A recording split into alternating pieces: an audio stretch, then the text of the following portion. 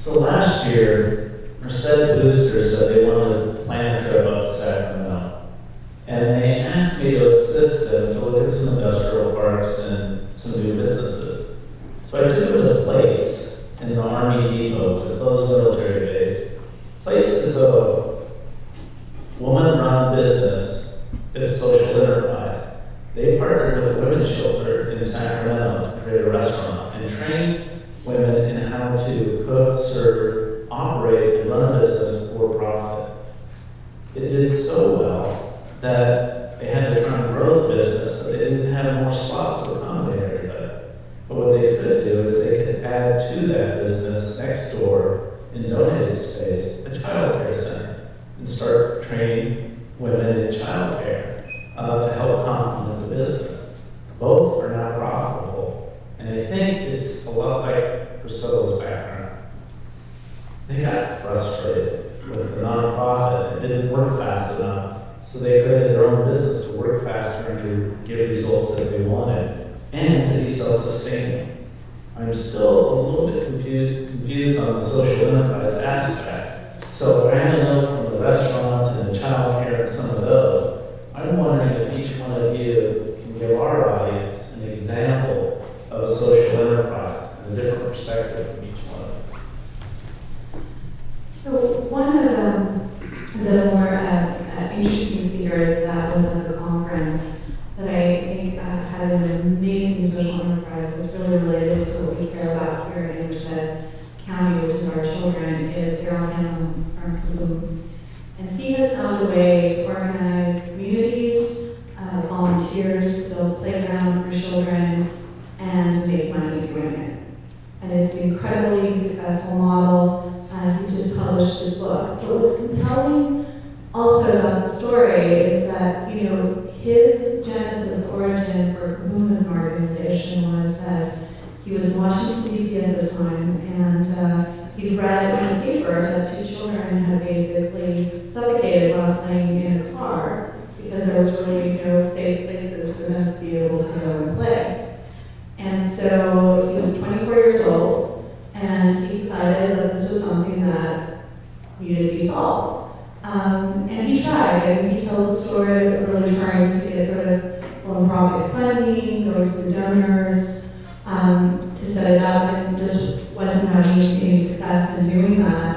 And so he just decided that he was going to organize the community and find a different way about doing it, and was very successful in doing it to the point where, I think it was in 2000, 2003, Ted Turner tried to buy him out, and they said no. So it's an incredible model that I think really combines the best of how do you bring a community together around your children, do it with sort of the volunteer and civic spirit, and at the same time creating that value in that entire process, that it is a self-sustaining process, and it's about play and fun and innovation. And I think that's the heart of social enterprises. They're fun, they're innovative, and they find a way to bring value and create value.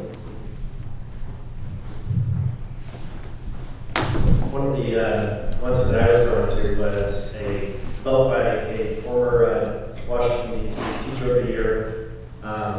He was teaching and he was just astounded by the lack of financial literacy that was taught in high schools, and even with the adult population, and just a gap in really trying to engage people in a very dry and boring topic. And so he left the schools, had this idea for a software called Money Island, which is a game. And he got some venture capital, a small grant, tried to develop it, did all the stuff he could, presented at a national conference, and got second place. So he really looked at, not going the nonprofit route of trying to get a grant to do something, but really looked at it as a business venture.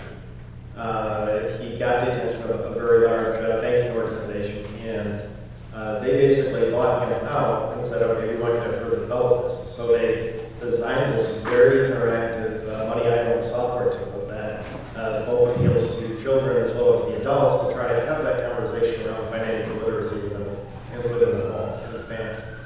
And so what they did was they developed a program, they sell it to credit unions, all over the United States. And then the credit unions give it to the families that open accounts with the credit union. So we're getting this tool into the households at no cost to the individual, but because it's an interactive game and meeting the kids where they're at, using a tool that they're drawn to, they're able to really create an educational opportunity that didn't exist before. So, to me, that was an idea of a social enterprise that really saw a gap in the market, took an opportunity, used traditional for-profit funding streams to do so, and really affected change. Okay, my example is a little bit similar to what David was talking about, which is your local example of a kitchen that does job training for women and then becomes a restaurant. There's an organization in Seattle called Fair Start. Some of you may know of it, have heard of it. It's getting national recognition now. Began 19 years ago with a chef entrepreneur who went to serve the homeless at a soup kitchen, and over a period of time realized that he didn't want to be serving soup to homeless people. He wanted to work with homeless people and teach them how to cook their own soup. And that began what has now become a really significant food enterprise. They have graduated 5,000 people in the last 19 years. He began actually as a for-profit, turned into a not-for-profit when he started to do the job training. They have a restaurant, they have chef nights. I read on their website just this morning that they recently did an auction that garnered them $750,000. Mind you, this is Seattle, and some of their funders are very deep-pocketed, like Boeing and Starbucks and Bill Gates. We don't have that in Merced, and I certainly don't have that in Tucson. But nonetheless, they've graduated, a large number of people. Their graduation rate is 80%. And they have the restaurant, they have a cafe, they have chef nights, and they produce bulk meals. And that's a big revenue stream for them. And I have to look at my notes because I wrote down what they're worth now. It's pretty impressive. Their revenue over the last year was $6 million. Yeah. They did a capital campaign for $12 million. They have a $16 million liability, but their assets are $3 million in the bank. So that's 19 years old, and I'm not saying that in smaller communities you can reach that level, and I'm not saying that it's necessary, but I think it was very, very entrepreneurial, like turning a for-profit into a not-for-profit, really building relationships, and I observed them on a panel at the conference where they were seated with folks from Starbucks and Boeing, and they talked about what their relationships have been over the years, and it was very intimidating. So is this something that you want to do or replicate? I want to replicate something similar, not at that scale. I like being at a smaller scale. Yeah, and my ownership structure is going to be cooperative, not a staff model. I'm very wedded to the idea that I'm working with women to co-create something, not for women.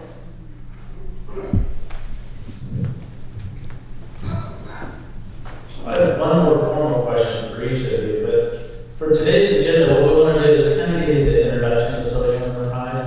Then we want to take you through some of the nuts and bolts so you have a deeper understanding of it. And then we're going to have a hands-on exercise for you in the afternoon. And the reason why we're doing this is we want to see and gauge what the interest is in the community. So this will be the first of what should be several workshops on social enterprise, but it's an experiment. And we need to find out what your passion is, what your expertise may be, and where you might be able to help. So in doing so, we're looking for what might be the next social enterprise trend or best practice that each of these social entrepreneurs have seen, not only from the workshops that they attend, but also from what we just heard from Priscilla in Seattle, from actually working with and working in this new industry. So, Monica. So one of the really exciting things that's going to happen today is for actually our business planning nuts and bolts session in the afternoon. We're going to be bringing one of sort of those emerging trends. We're going to have Matt Namis, who we met in a design process workshop in Chicago, and he just happened to be based out of LA. And he has kind of a very interesting way of modeling and helping communities and groups come up with ideas in terms of how do you generate business models. And I think what what potentially is incredibly exciting about that is that where the field is now in terms of social enterprise is that the conversation is about what makes a successful social enterprise.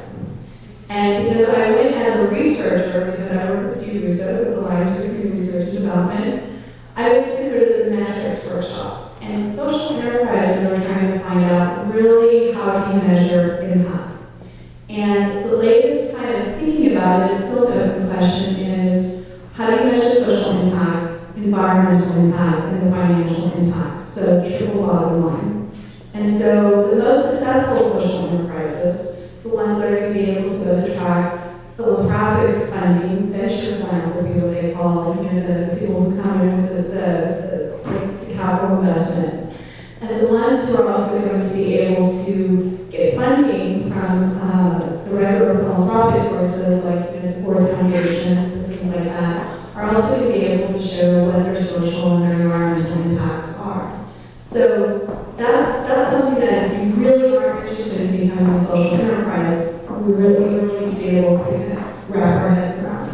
And I think what can make Merced really stand out as a place for social enterprise and something I'm very excited about is how can we as a community not just foster, not just develop one social enterprise, but how can we as a community foster community-wide social entrepreneurship.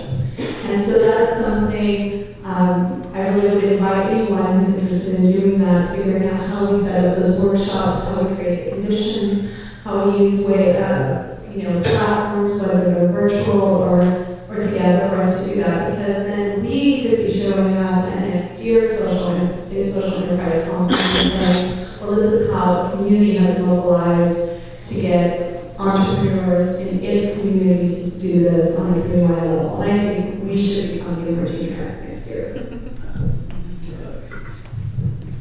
I think the other thing, that we seem to be, picking up steam within the conference is the emergence of different legal structures. And so, again, the example of we had to be with trainers.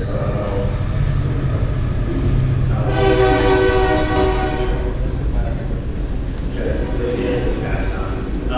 But looking at the variety of structures, where before you had a for-profit, you had the 501c3.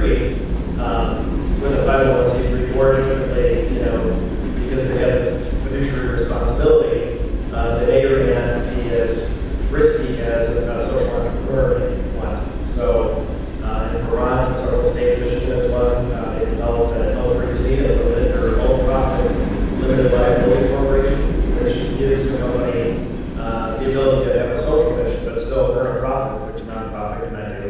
The board structure is different, so you don't have to have that board that may be risk averse and not want to do some of the things that the entrepreneur wants to do. In California, they just passed the E Corporation or Benefit Corporation law. That is going to go into effect in January.